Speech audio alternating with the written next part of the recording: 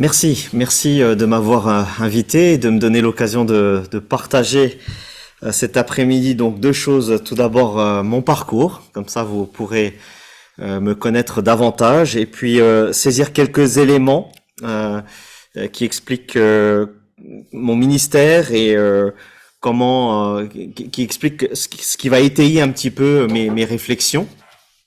Et puis la deuxième partie, donc je vous proposerai quelques réflexions sur l'interculturalité, la mission, les églises surtout issues des diasporas, bon l'Asie en particulier. Voilà. Donc moi je suis né en France, j'ai 45 ans, je suis marié à Pao. Euh, sur la photo qui suit, donc nous avons 5 enfants. Donc je suis d'origine Hmong. C'est une petite minorité de l'Asie du Sud-Est qui n'a pas de pays. Donc le peuple Hmong n'a pas de pays. Mon pays, c'est la France. Hein, c'est là où je suis. Le pays des Hmong, c'est là où nous naissons. Donc c'est la France. Et donc je suis né dans une famille qui pratiquait l'animisme traditionnel. Et puis mes parents se sont tournés vers le christianisme d'un point de vue religieux lorsque j'avais 10 ans. Voilà. Donc c'est le responsable spirituel de la famille sur son lit d'hôpital qui a dit bon je vais mourir, vous devez vous tourner vers le christianisme. Voilà. Mais je me suis converti à l'âge de 26 ans après avoir fait des études. Je suis ingénieur de formation et j'ai participé à un camp de jeunes Hmong en fait qui mettait beaucoup l'accent sur l'étude de la parole de Dieu. Et en participant à ce camp j'ai lu et j'ai étudié ce qu'était le péché, la grâce, qui était Jésus, et j'ai accepté Jésus comme mon sauveur, Seigneur personnel, et ma vie a changé du jour au lendemain. Voilà, je suis venu étudier ici à l'Institut biblique, puis à la faculté de Vaux-sur-Seine, et juste après ma conversion, mes premières expériences interculturelles, parce que j'étais vraiment dans un milieu Hmong, je me suis converti dans un milieu Hmong, ça a été tout d'abord des rencontres avec le GBU. J'ai participé à plusieurs rencontres du GBU, ça c'était vraiment mon premier contexte interculturel, et puis aussi l'institut de formation, en tout cas l'institut biblique de Nogent, vraiment les premiers échanges interculturels. Donc j'étais étonné de voir que des personnes qui ne sont pas Hmong faisaient la même expérience que moi par rapport au salut, et ça m'a beaucoup interpellé, encouragé. Voilà, puis j'ai exercé donc pendant 10 ans dans une église Hmong à 81%, puisque aujourd'hui, il y a quand même 10% à peu près de l'église qui sont d'origine, qui ne sont pas Hmong. Et puis, il y a 10% qui sont des Hmong, mais qui sont arrivés les dernières années. Voilà. Voilà, j'espère que je vous ai pas trop endormi avec cette petite introduction. Donc, je connais les défis de la deuxième génération d'immigrés, la double langue, le pont entre les générations, une première génération très axée parfois sur la culture, leur perte de repères, puis une deuxième génération qui se cherche et qui cherche sa place. Voilà. Je dirais juste un petit mot sur les églises Hmong. Il y en a une dizaine en France, donc deux grandes dénominations, je dirais l'AECM du côté de l'AECM et l'autre qui est Mission Suisse, la FRE. Les églises Hmong au départ, ont vécu plusieurs étapes. Au début, c'était une seule église pour toute la France. Et on pouvait habiter n'importe où, on faisait partie d'une seule et même église. Et puis ensuite, on a mis en place des églises locales. Ensuite, on a mis en place une fédération d'églises Hmong qui a duré pendant 20 ans. Et puis, on a dissous cette fédération au bout de 20 ans pour que les églises rejoignent la mission mère, l'AECM France, l'Union d'églises AECM France. Toutes les églises n'ont pas rejoint l'AECM France, bien sûr. Il y en a qui ont été dissoutes, il y en a qui sont restées indépendantes. Mais au sein même de cette union d'églises, on a mis en place une plateforme, un comité des églises Hmong où il peut y avoir quelques activités, maintenir la communion fraternelle entre ces églises-là. Voilà. Et puis bien sûr, il y a des liens avec le reste de la communauté Hmong dans le reste du monde, aux États-Unis, en Asie, Thaïlande, Vietnam, Australie, Canada, voilà. Je dirais donc aussi un mot sur donc j'ai été pasteur donc de l'église Hmong. Il y a quand même une communauté non négligeable en France. Il y a toujours un ou deux étudiants dans nos instituts de formation, IBG, IBN, faculté de Vaud. Aujourd'hui, il y a quelques pasteurs issus des églises de diaspora Hmong qui exercent dans des églises qui ne sont pas d'origine Hmong, qui ne sont pas Hmong. Et puis, il y a même une église, celle de Saint-Vrain en Île-de-France, qui a un pasteur qui n'est pas d'origine Hmong aujourd'hui. Donc, il y a un petit peu ce mercato, en tout cas ces échanges-là qui se font aussi. Voilà.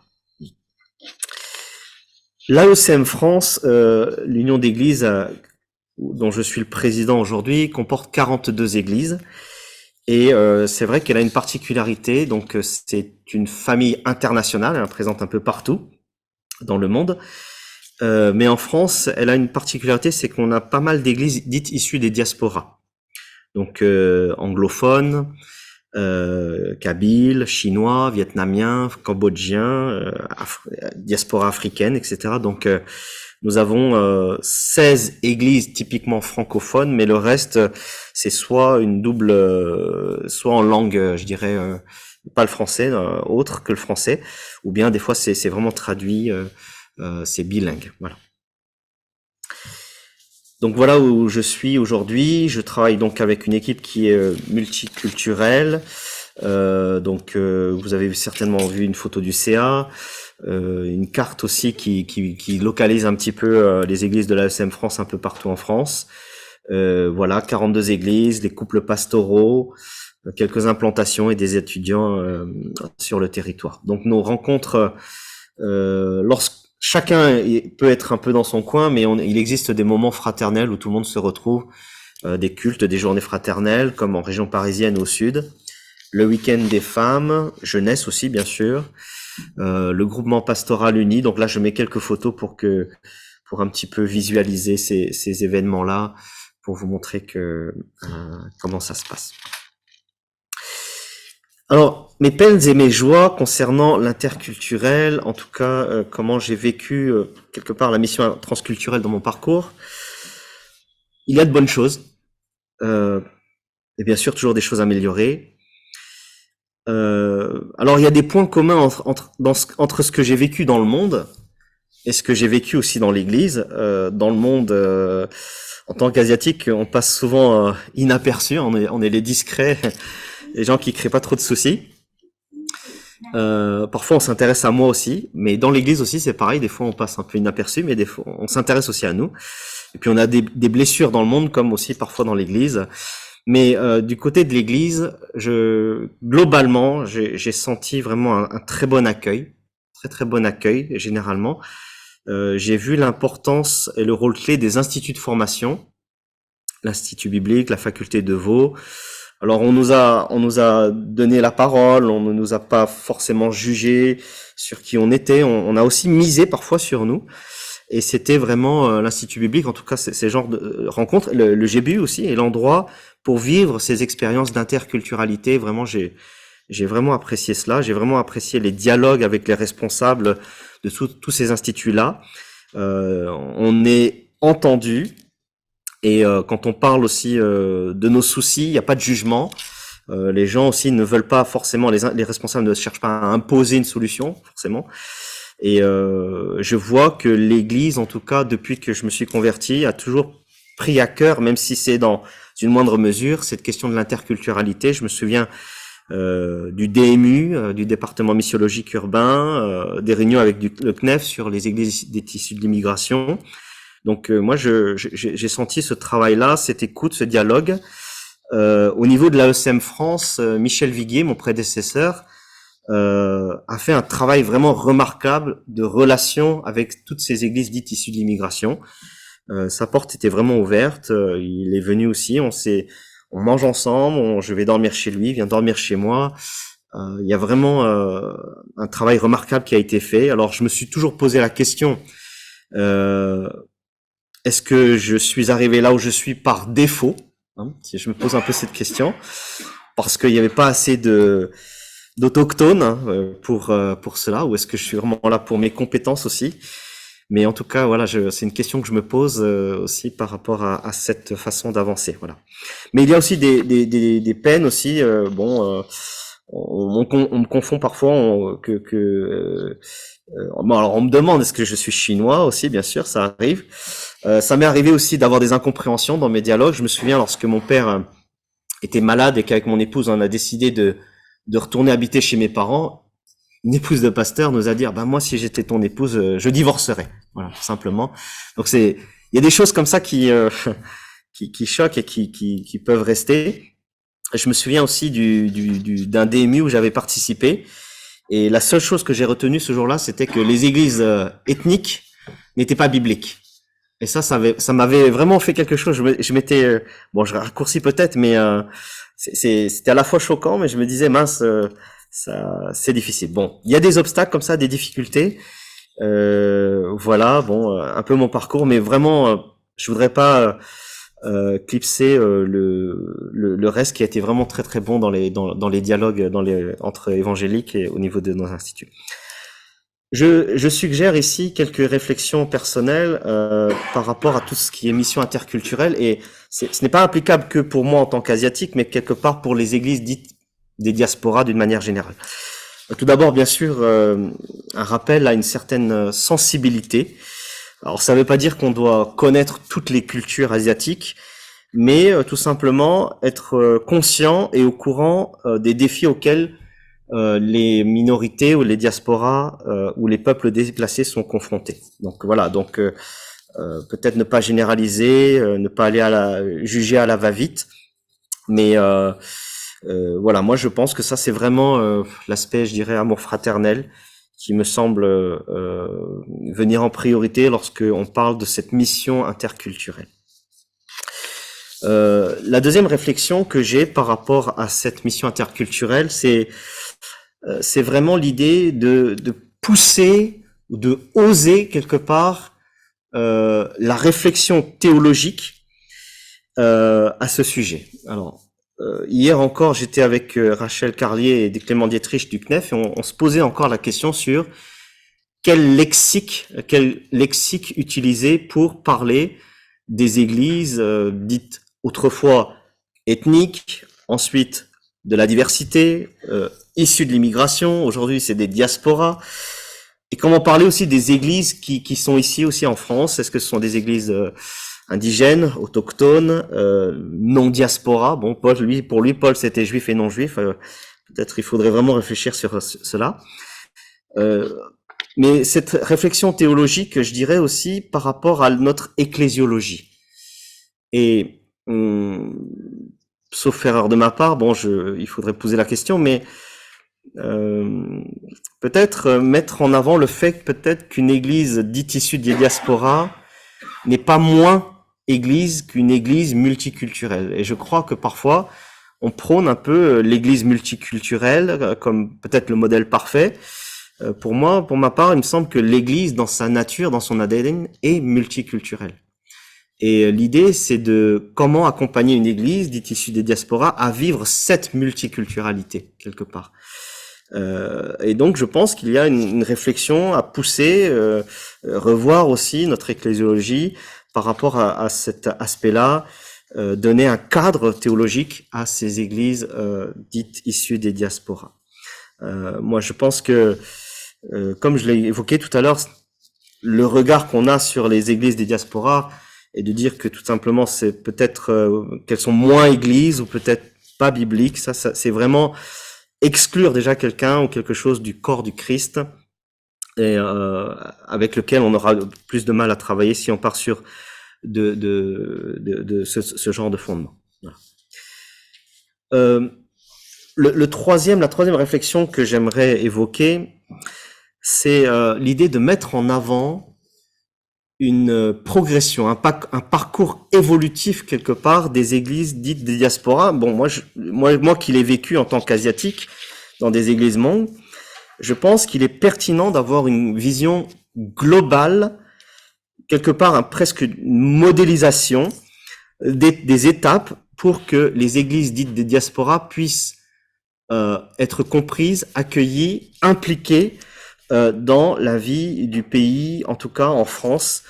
Et il faut envisager le chemin que tout le monde doit prendre ensemble, tisser des ponts pour pouvoir y arriver. Alors, il faudrait développer cette question, mais par exemple, moi, sur ce schéma, je mets, par exemple, nous, en tout cas, on est passé par un moment, on a permis aux églises dites des diasporas de pouvoir se retrouver.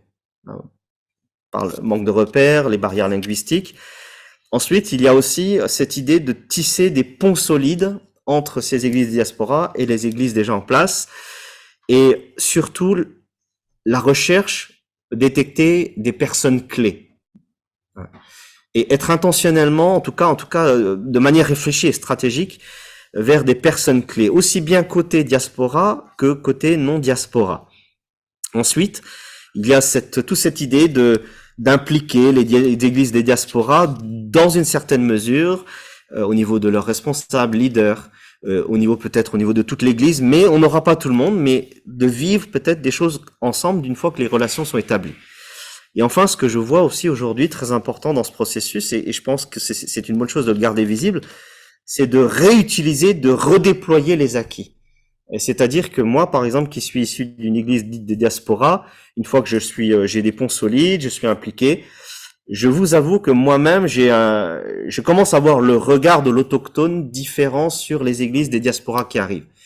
Et le danger, c'est de ne pas pouvoir réutiliser ce que moi-même j'ai acquis, ou de faire, je dirais, l'autochtone vis-à-vis des diasporas qui arrivent de nouveau. Donc, je pense que là, il y a quelque chose à faire, à avoir une facette, en tout cas un processus beaucoup plus large pour savoir d'où on vient, où on va, la finalité, pour pas simplement être figé dans une position, et pour pouvoir aborder les diasporas comme les non-diasporas, pour pouvoir en fait vivre quelque chose sur le long terme, vivre quelque chose pas simplement basé sur ce qu'on a sous les yeux, première génération, c'est difficile de communiquer, mais de viser plus loin des deuxième, troisième génération, et peut-être que les fruits ne seront pas visibles tout de suite, mais dans le temps. Et ça pourrait être vraiment très utile à la fois pour les diasporas, lorsqu'on leur explique que vous êtes là, mais il y a le plan du Seigneur, hein, beaucoup plus large, et aussi, nous aussi, on a une vision beaucoup plus large, mais il faut qu'on aille ensemble et prendre le temps de le faire.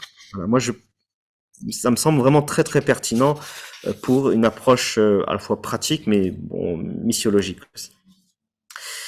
Quatrième idée, pour moi, c'est maintenir un discours pour tout le monde de manière très objective.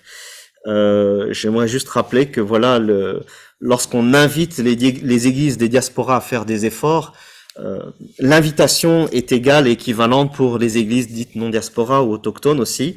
La communication aussi, bon voilà, ça c'est tout le travail relationnel, mais valoriser les efforts faits de part et d'autre, entendre dans les belles histoires de part et d'autre, mais aussi entendre les souffrances de part et d'autre. Et je sais, moi aussi, j'ai entendu aussi des églises autochtones avouer leur manque quelque part, ou leur difficulté à pouvoir vivre quelque chose avec les églises qui sont autour d'elles.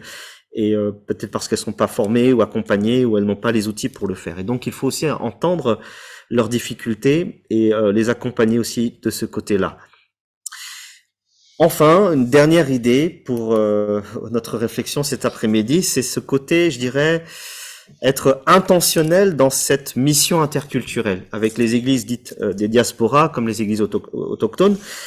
Je pense qu'il y a quelque chose qui devrait être fait au niveau institutionnel, bon, CNEF ou autre, pour pouvoir vraiment que cette réflexion ne se limite pas à nous ici, mais que toutes les unions d'églises, par exemple, pourraient être concernées par cette mission transculturelle, ou comment entendre le témoignage, comment vivre justement avec ces diasporas qui sont là aujourd'hui.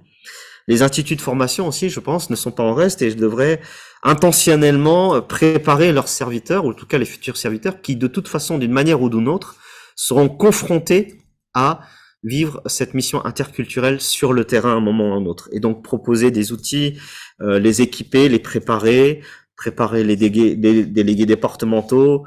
Moi, je pense que là, c'est vraiment un enjeu.